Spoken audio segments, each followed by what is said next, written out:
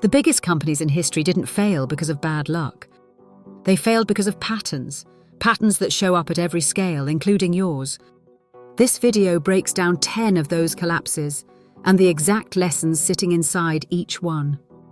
10 companies, a combined peak value of over $400 billion. Every single one had their equity wiped out, not over decades but in months, sometimes days. One collapsed in 8 days flat. That one wasn't Lehman Brothers.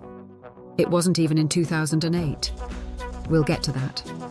These weren't startups. These were giants, with armies of lawyers, armies of accountants, PR teams telling the world everything was fine, right up until the moment it wasn't. So what actually kills them? By the end of this, you'll know the answer, and you'll be able to spot the pattern before it hits the news. The rules. Peak valuation of at least 10 billion. Then gone? Bankruptcy, seizure, forced sale for scraps, or a brand so thoroughly erased it may as well have never existed. Every story has a fuse clock. Some fuses burned for years. One burned in under a week. Number 10. NMC Health. Peak value, approximately £10 billion. Fuse, under 2 years. NMC was founded in the UAE, listed in London, and earned a place in the FTSE 100, the top 100 companies on the entire London market. The numbers look strong. Growth was real. At least that's what the accounts said. Then, on the 17th of December 2019, a short seller called Muddy Waters dropped a report. Undisclosed debt, inflated assets, transactions that didn't add up. NMC pushed back. The pushback made things worse. The company had reported its total debt at around $2 billion. What investigators found was $6.5 billion, with over $4 billion of it completely hidden. Administration was filed in April 2020. Shareholders left with nothing. When trust breaks, credit disappears first. Number 9. SunEdison. Peak market cap, around $10 billion. Fuse, less than 1 year. In mid-2015, SunEdison was the story of renewable energy, buying solar and wind assets at pace, spinning them into investment vehicles called yieldcos. The pitch? We're building the renewable future and making money doing it. The reality? Every deal was financed by the promise of the next one.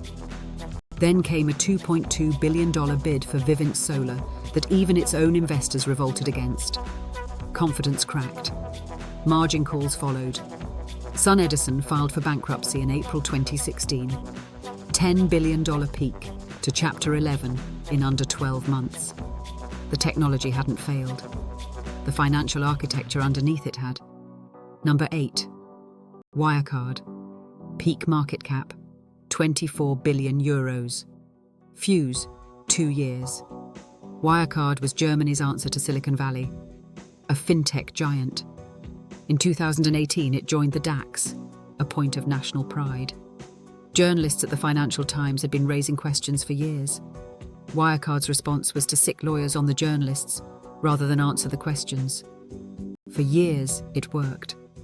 Then in 2020, EY, the long-standing auditor, announced it could not verify €1.9 billion sitting in trust accounts in the Philippines. The company's own response, that money likely does not exist. CEO Marcus Braun was arrested. COO Jan Marsalek fled and remains a fugitive on Interpol's Red Notice list. Courts confirmed the fraud. The question that still haunts people: how did an entire ecosystem of auditors, banks and regulators in one of the world's most sophisticated financial markets miss it for so long? A €24 billion company built on audited belief. Number 7. Silicon Valley Bank. Peak market cap, $44 billion. Fuse, 2 years of building problems. Final collapse, 48 hours. SVB wasn't a fraud. That's what makes it so unsettling. Everything it did was technically legal. It gathered deposits from startups across Silicon Valley, a hyper-connected depositor base, and put that money into long-duration government bonds. Safe in theory. Then the Federal Reserve raised rates at the fastest pace in decades. Those bonds lost value.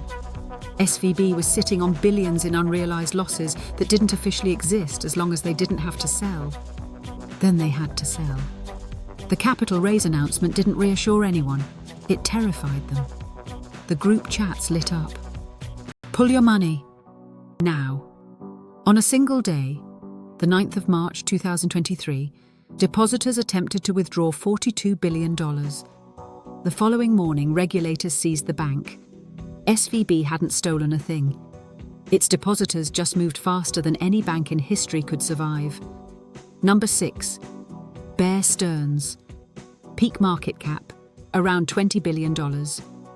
Fuse, 18 months. Bear Stearns had survived the Great Depression, 2 world wars, the dot-com bust. In business since 1923. On Wall Street, that history felt like armor. 2 of its hedge funds had loaded up on subprime mortgage exposure. When the housing market cracked in 2007, those funds blew up. Counterparties, the institutions that extend short-term funding every single night, stopped rolling over the loans that kept Bear's operation liquid. Without that daily funding, the machine stopped. Sold to JP Morgan for $2 a share. It had traded at 170 at its peak. Decades of shareholder value erased over a single weekend. When your funding is short-term, a rumor is a weapon. Number 5. Washington Mutual. Peak market cap, around $30 billion. Fuse, 1 year. Still the largest bank failure in American history. WAMU was the bank account your parents had. Bright orange signs, friendly branches. Tens of millions of ordinary Americans trusted it. Underneath was a mortgage machine running on adjustable rate products that only worked if house prices rose forever. By September 2008, fear was everywhere. WAMU's depositors made a rational decision: get the money out. In 10 days, they withdrew $16.7 billion. Regulators seized the bank on the 25th of September and sold it to JP Morgan for $1.9 billion. For customers who had done nothing wrong, the message was cold and clear. Your bank can disappear, even if you didn't. Number 4. WorldCom. Peak market cap, $180 billion. Fuse, 3 years. WorldCom was the backbone of the internet age. Then the dot-com bubble burst, revenues slowed, and Wall Street kept expecting growth that wasn't coming. So the executives manufactured it. Simple, brazen fraud. Operating expenses reclassified as capital expenditures. Costs that should have reduced profits were moved to a category that made profits look like they were still growing. Total assets inflated by $11 billion. An internal auditor named Cynthia Cooper found it. Working after hours, pulling threads that didn't connect, she uncovered what her own executives had been hiding. She reported it anyway. WorldCom filed for bankruptcy in July 2002. CEO Bernie Ebbers went to prison. Fraud doesn't hide forever. It just hides until it can't. Number 3. Enron. Peak market cap, $70 billion. Fuse, 1 year. Enron didn't just want to be a company. It wanted to be the future. Energy, broadband, weather derivatives. It sold itself as the smartest room in American business. Underneath, hundreds of special-purpose entities moved debt off the balance sheet, and mark-to-market accounting let them book future profits on the day a deal was signed, regardless of whether the cash ever arrived. In August 2001, CEO Jeff Skilling resigned without explanation.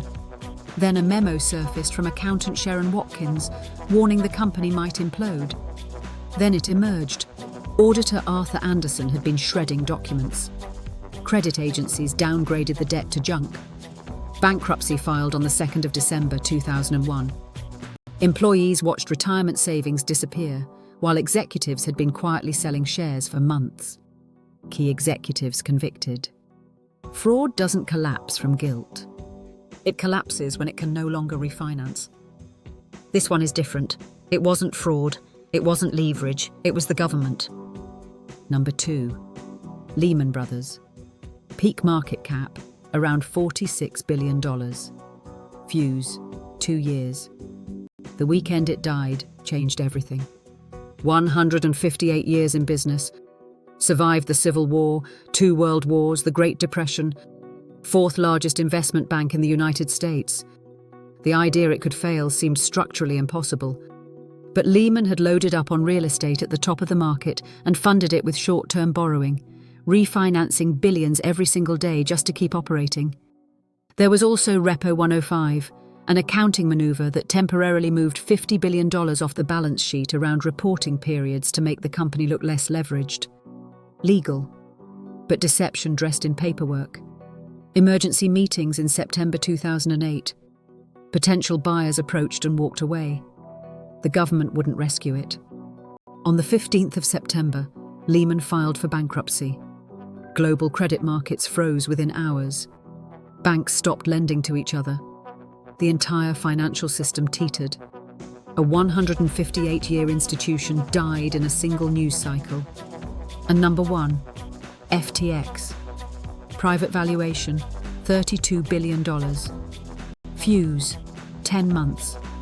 Final implosion, 8 days. Sam Bankman-Fried was everywhere in 2022. Super Bowl ads, magazine covers, meetings with regulators, the hoodie-wearing altruist who was going to make crypto safe. FTX had 30 million users, celebrity endorsements, and $32 billion in institutional backing. Sitting next to FTX was Alameda Research, his trading firm. Customer deposits from FTX were flowing directly into Alameda to fund its bets. Courts later confirmed it. He stole customer funds, plain and simple. On the 2nd of November 2022, CoinDesk reported on Alameda's balance sheet. Its biggest asset was FTT, a token FTX itself had created. The whole thing was collateralized by invented money. Binance announced it would sell its FTT. The price fell. Withdrawal requests hit $6 billion in hours. Binance looked at the books for 6 hours and walked away from a rescue. On the 11th of November, FTX filed for bankruptcy. The turnaround specialist brought in, John Ray III, who had handled Enron, said he had never seen such a complete failure of corporate controls. Sam Bankman-Fried was convicted on all counts, sentenced to 25 years, 8 days from trigger to bankruptcy, the fastest collapse of a $30 billion company ever recorded. 10 companies, 3 patterns every time. Opacity and complexity, Wirecard, Enron, WorldCom, FTX. When nobody outside could explain the numbers, the story became the product. And the story ran out. Leverage and refinancing dependence, Lehman, Bear Stearns, Sun Edison. These companies needed tomorrow's money to survive today. The moment lenders hesitated, even for a single day, it was over. Concentrated funding and networked panic. SVB, Washington Mutual. When your depositors all know each other and get the same information at the same time, fear doesn't spread slowly. It spreads in group chats, in hours. The fuse clock isn't measuring time. It's measuring how long a company can keep belief intact. Because none of these companies died the day the fraud was committed, or the day the bad loan was made. They died the day the people holding them up stopped believing. A $10 billion valuation can take decades to build. It takes one credibility event to erase it. Which of these felt the most preventable to you? And which pattern do you think is being built somewhere right now?